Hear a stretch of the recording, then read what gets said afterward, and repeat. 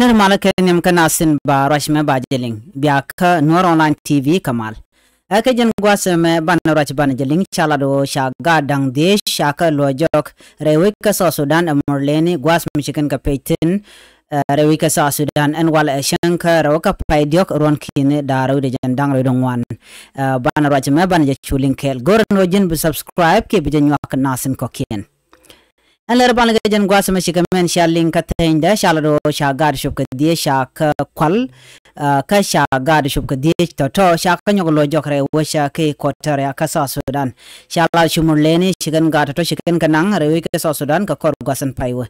sha la do gat ka ngwan to ka gat central equatoria ka gat kel gat eastern equatoria che kwar rode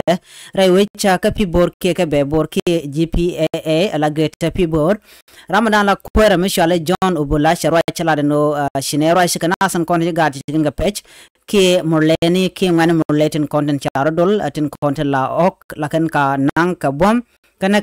ka page kan gat chicken la do shikara ke shala do pegan dialte shangun ke jeron ame laron kina dar jandang red ngwan shop kan gat shok wal bakel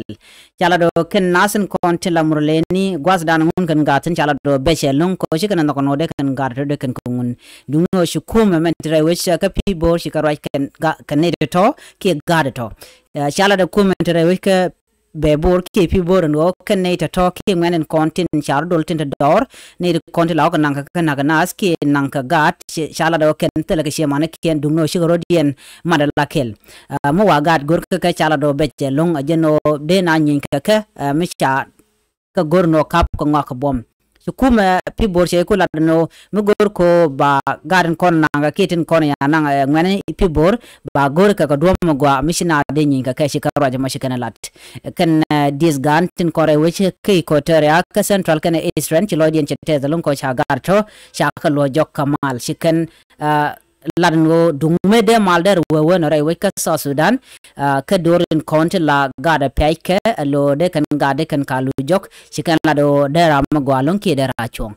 teslodien kamanda na shala de kumentere which ka eastern equatoria kan central equatoria